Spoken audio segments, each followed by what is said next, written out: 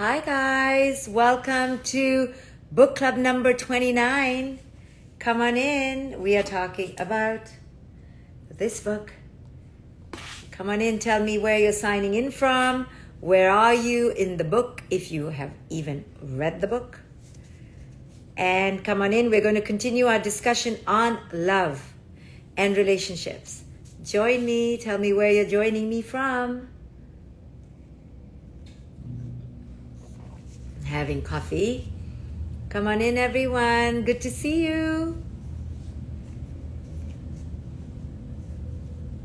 Chapter 10. Imani, you're in chapter 10. You're doing really good. Orna, hi from Toronto. B. Gill has ordered her book. Thank you, thank you. Soon to start part 4. Buying the book today. Melissa. Florida, Aspen, I see you joining in. Track O'Neill just got the book. Yuma, Arizona, just started reading. I love it. Okay, so in this book, A Radical Awakening, I take you on a path, and I take you on a path on several layers of your awareness and your consciousness. I take you to your psychology, right? And how does one go to one's psychology? Sorry, there's only one way. You have to go back to your childhood crap. So I take you there, and how your childhood has signatured a very unique way of dealing with the world, which I call your faces of the ego. We all have them, no escaping it. And so the sooner you get to recognize yours, the better. So I do that in the book. And then I help you to really break down how your belief systems have been marauded, abducted by culture, and you've never really asked how, why, who, really. You've never really questioned it. So because of our childhood conditioning, and then because of our cultural conditioning, our own authentic spirit has really been squeezed of its genuine, spontaneous joy.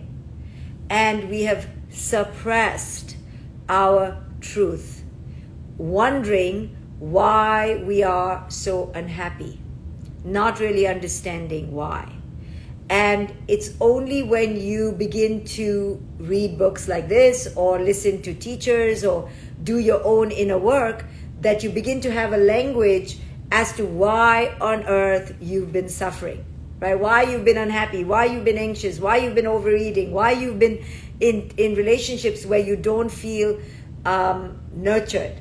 You begin to understand. You're like, oh, I get it. So this book, A Radical Awakening, is really for you to wake up, to see why you have been caged in your own dysfunction, okay? And then I give you a pathway out of it. So there's a whole section of this book where it's all about the lies we tell.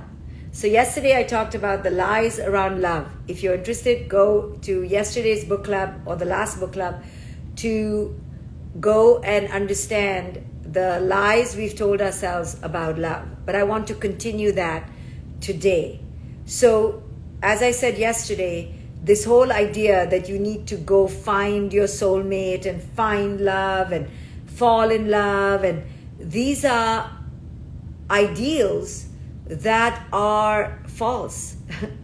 There is no such thing as you have to go find your love. Your love is not going to ever be found, because it's not something that occurs from your determination to find it. Now, sure, can you go on Match.com and put yourself out there? Sure, but that's still not going to work if you don't understand what you are about. The one you're going to go find is you. And until you do enough work on yourself, even if you found the next one really fast, you would fall into the same patterns again. Because you haven't yet found you, and you're taking another's childhood pain on your back. So this whole idea of falling in love and finding the one, all romantic, Disney ideas that sell a lot of tickets and make a lot of money, but they are not about the real way to find love. And you know why? Because the real way to find love is not sexy. It cannot be finished in a 2-hour movie, and there is no happy ending. It's just a lot of inner work and process and awareness. So that's not sexy. That doesn't sell movies. So I'm here to tell you the truth. I'm here to tell you what it is really about. That there is no such thing as some magical person out there. Trust me, there isn't. Because even if there was, if you are not your own magical person, you will F that relationship up. So this idea that your one is out there, and call in, get the one, imagine the one, manifest the one, all not going to work if you are not the one for yourself. If you are not the one for yourself. So understand that culture has sold us this hallmark version of love, and that's why we're in dysfunctional relationships, because we have been sold an idea. It's an idea of romance, of happily ever after. It's a fantasy. And the reason we all want this fantasy is because we all want to just displace all our own inner work onto the relationship. Now I'm in a relationship, so I'm going to blame the relationship. The relationship should make me happy. He should make me happy. She should make me happy. The relationship should make me happy. People come to me saying, oh my goodness, I entered this relationship and I got lost. And I always say, no, my love, the relationship didn't lose you. You entered the relationship lost. The relationship was only a mirror of your lostness. Don't ever, ever have the audacity to blame the relationship. When you blame the relationship or you blame someone else, what this really means is you really have no value in yourself. You really think you are not important. You really think that you are absolutely hapless, helpless, a puppet. You really don't realize how much power you have. Whenever you are in blame of another person or resentment beyond, okay, I'll give you 3 days, okay? You got to be in blame and resentment for 3 days, okay? 3 days you can be really upset and curse the other out, blame the other one, blame the relationship, blame his mother, blame her sister. Okay, no problem. But after 2-3 days of blaming someone, if you haven't realized that it is not them, it is not the damn relationship, and it is all you, even if it was an abusive relationship, the fact that you stayed in an abusive relationship was you. So ultimately it's you. So once you realize that it's you, and you give yourself the power that, wow, you fooled yourself. You missed the red flags yourself. You refuse to see the flag as red, even though it was clearly red. You're like, no, it's gray. And if you don't take ownership of your power, what you're really saying is that you're not powerful and the relationship is more powerful than you. And how can that be? No relationship is more powerful than us. No other person is more powerful than us. No way. So when you are stuck in blame and resentment of the other, or in deep pain over a relationship more than a certain certifiable normal period of time, you are actually giving your power away. You're actually telling yourself, oh, you're not important. He was important. She was important. It was important. No relationship has the power to make you unhappy unless you consent to it. You endorse it. You allow it. Right? And I'm not talking about bypassing. Don't bypass. If you're in pain, have pain, but have the right pain. The pain of your own unconsciousness. Don't have the pain of the other's unconsciousness. That's deflecting on them. Go through the pain. Don't try to get to happy. I'm not talking about that. Be in pain, but be in the right kind of pain. The pain where you are seeing the pain of your own pattern, where you're seeing the pain of your own unconsciousness. That's the right kind of pain. Most of us have the kind of pain of just regret or blame or resentment toward the other. That pain is not going to make you grow. That pain is just going to keep you stuck. So if you really want to have pain, have the right kind of pain. So most of our relationships, once we wake up, we realize were attachment-based relationships. They were based on craving or chemistry or desire or give or take or transactionality, right? They were based on possession, on need, on control, on fear. Basically on your little self, not your powerful adult self. Most of us have been in relationship with each other based on each other's 5-year-old selves, And you're like, I don't even like your 5-year-old self. And they're like, I don't like yours. Right? We think we are getting into relationships with adults because our eyes do us tricks. Our unconsciousness does us tricks. We are looking for surrogate mommy and daddy. And out of this dependency and attachment, we get blinded and blind-sighted and blind-sighted, and we lose our awareness that we are just in a codependent relationship of some sort or the other. Possession is not love. Dependency is not love. Ownership is not love. Control is not love.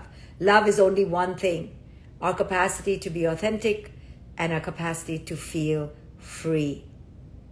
And that permission is not given by the other person or the relationship. Don't ever give a relationship more voice, more power, or more credence than you give your own relationship to yourself. Like I said yesterday, you are truly loving the other when every act of love for the other is firmly implanted in love for the self.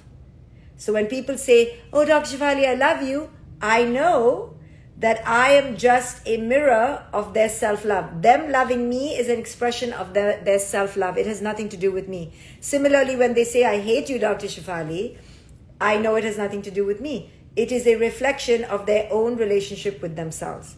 So it is with all human beings. When you choose to love someone, though, remember, don't love someone else if it's clearly an act of hatred toward yourself. Because that's bullshit love. That is total fake love. It's a lie love. It's nonsense love. It's exploitation. Because if you're exploiting yourself to be loving to the other, you're actually exploiting them as well. True love toward another cannot emanate in a body that is self-loathing. So if you want to truly enter your power, you have to allow yourself to enter your true self-love. And true self-love is freedom. Freedom can never be given through the relationship. If your relationship stifled you, it's because you stifled you. If you gave power to the other person, to be your daddy, to be your leader, to be your whatever, big brother, it's because you were still in a infantile state of psychological and emotional development. So you were not grown up yet. But that's okay. We're all like that. And with each relationship, we grow. And with each relationship, we begin to take our power back, right? And then we realize, okay, I don't even need this relationship. And that's okay. That's okay, because ultimately, you're not in a relationship to need the damn person. You're in a relationship because it is an act of self-love. When you're with the person, it is making love to yourself. When you're with the other person, you are your own most magical free self. Only then please be with the other person, right? Otherwise, don't do it. Otherwise, just say, we are in a transactional relationship. I need you, okay? Or we need to stay together for the sake of the family appearance. Or we need to stay together for the children. Just own it. Now, I know you can't own it. I mean, many cannot own it. It's hard. But at least own it to yourself. At least to yourself, you can say. And when you look for relationships of whatever gender, straight or gay, it doesn't matter, platonic or romantic or intimate or not, make sure you know what kind of relationship you're getting into. You can say, this relationship is transactional, this relationship is intimate, this call it what this one is possessive, this one is controlling, this one is dependent, and in this relationship I'm 5 years old, in this relationship I'm growing up a little bit, so that you can be honest, right? Please don't think that you are talking about true love, because true love, do you know how hard it is? It is virtually impossible to enter a true love relationship. Why? Why do I say that? Because we are not in a true love relationship with ourselves. And when you are in a true love relationship with yourself, then your act of loving the other is an expression of self-love. So if you are not happy in that relationship and you're not in self-love, you cannot be with the other. You're like, I need to leave because now I am not in an expression of self-love. It has nothing to do with the other person. So if the other person calls you an idiot and a fool and a moron, right? Suppose right now in the room, somebody's here and calls me a stupid moron idiot, okay? Like seriously trying to degrade me or whatever they call me, okay? Instead of me yelling at them, how could you call me stupid idiot moron? How could you and have a big fight and a sulk, which I used to do my entire life. Now I've realized, oh, I need to go. Is it an act of self-love if I sit here? Oh, it isn't. Get your ass up then. Simple. It has nothing to do with the other person. Do you understand? Nothing to do with the other person.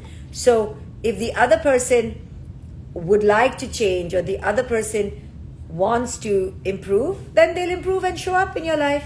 You don't have to sit around and wait for them to improve anymore. Real queens don't wait, okay? Now I know many of us have waited all our lives, like begging, waiting, pleading, underlying all the books. Please, do you see this? Don't do it anymore. Understand that people will not wake up until they want to wake up. Nobody wakes up, even though it's so obvious to you, and you're like, hello, you're so intelligent, how can you not put two and two together? Don't even go there. Because intelligence has nothing to do with wisdom. Intelligence has nothing to do with wisdom. Do you know how long it took me to learn that? How much I banged my head, but he's so smart, but she's so smart, but he's so smart. And then one day Dr. Shefali told me, intelligence has nothing to do with wisdom. I was like, okay, why didn't you say it before? So Dr. Shefali told me it's because I thought you were intelligent to figure it out yourself. But obviously you're not. I so wasn't. I really thought smart people were wise people. Like, hello. Now I realize you need intelligence to be wise, but intelligence doesn't mean wisdom. If you're wise, it means you're intelligent. But intelligence doesn't mean wisdom. So we have a lot of smart people in the world who are utter damn fools. Okay? Just sorry. Just the way it is. Just the way it is. Anyway, so this idea of love really gets us into trouble. And we really think it's about the other person. And this is what I'm here to debunk today, to get it out of your head. Nothing to do with the other person. Nothing to do with the relationship.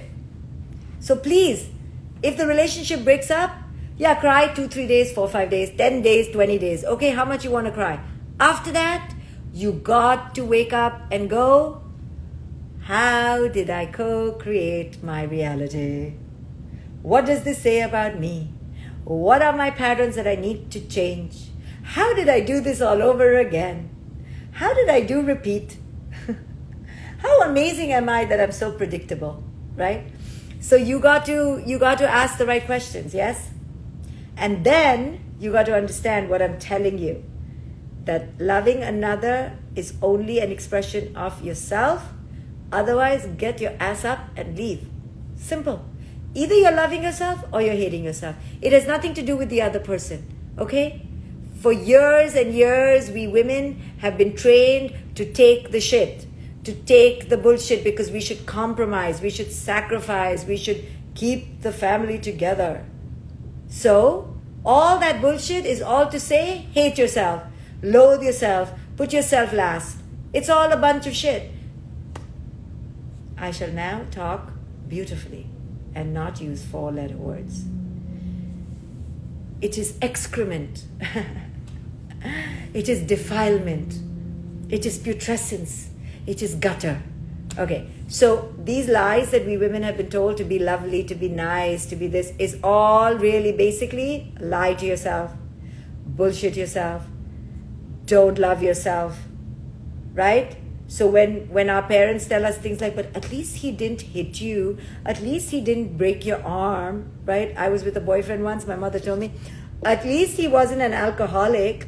I said, Mom, thanks. Thank you. I think I can do a little better. I mean, not that alcoholics are bad, but, she's like, at least he didn't, rape you. I'm like, thank you. Thank you for your vote of confidence, right? Don't you love it when people say that? At least he didn't or she didn't steal all your money and your underwear. You're like, yeah, you're right. At least they didn't steal my underwear. Wow. I'm really, really a good chooser of people. Look, I know how to read character. Wow. So, yes, the bar is set so low. So remember that every act of being in a relationship is a mirror of how you treat yourself. That's how I think now. I don't even wonder about Sam, Samantha, Michael, and Jamie. I don't even look who it is. I ask myself, is this an act of self-love or not? If it's not, what the hell are you still doing there? Why are you having this conversation? And then I say to my wise self, it's because I forget. I forget all the time that it's not about the other person. But they're sitting right in front of me and talking to me. How is it not about the other person? This is the discipline you have to have. This is called wisdom. Intelligence says, they're talking to me. It's about them. Wisdom says, it's not about them. See, what a big difference between intelligence and wisdom. You're like, hello, there's somebody talking to me. It's about them. He's an asshole. She's an asshole. Wisdom says, it's not about them. You're the asshole for sticking around with the asshole. Wisdom kicks butt. Okay, I'll just tell you. Wisdom doesn't give a shit about your ego. Wisdom doesn't care about your tears. Wisdom is going to like slap you, spiritually slap you awake and go, it is, you want the truth or you don't? So I always tell my clients like this, do you want the truth or do you want me to just cuddle your ego? They're like, no, I want the truth. And when I give the truth, they're like, okay. I said, I asked you if you wanted the truth. You said yes. You were bullshitting? They're like, yes. So the truth is hard, you guys. So here is a book full of truth, I think. Let me see if there's anything I have misrepresented in this book. I think to the degree that I could be bold, I was, but I will tell you, there's some truths I didn't put in this book. Because my ego said, are you crazy? Don't put more truths. This is enough. So there's some big truths I didn't put in this book. What to do? But the truths that are in here are right, are correct, are spot on. So if you want to get a dose of truth, go read my book, A Radical Awakening. That's what I have for you today, guys. To debunk the idea of love. Love is only an expression of the self. It is only an indication and a mirror and an echo and a resonance of how deeply you honor your own being. If you don't honor your own being,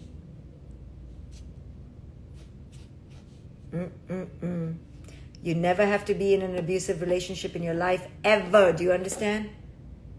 And if you have to stay in a marriage because it's abusive, remember, you can go to the next room, you can go to your sister's house, you can call the police, you can do many things. You know, we women are trained to be so afraid of confrontation. I am terrified of conflict, believe it or not. I'll do anything to no conflict. But I've learned I had to push myself to grow into tolerating the discomfort of conflict.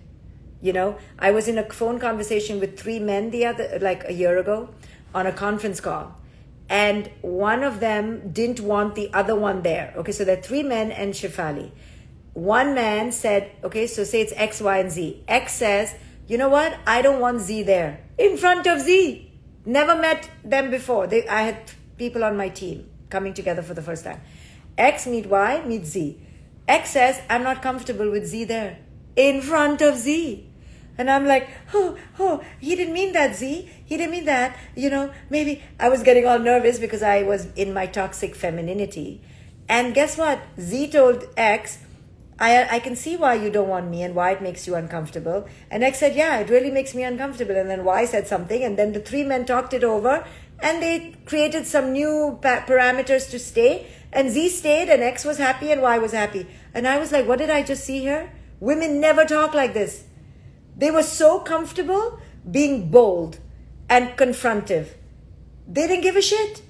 And you should have seen me on hyperactive overdrive, like, oh my God, oh my God, oh my God, they're going to hate each other. I cannot allow this to happen. We have to love each other. Kumbaya, kumbaya.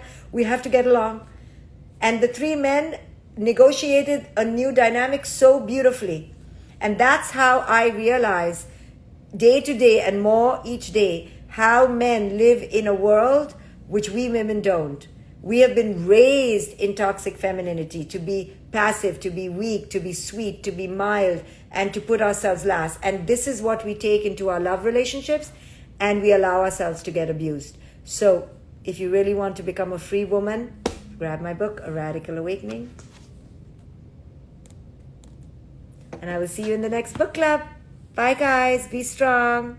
Be true.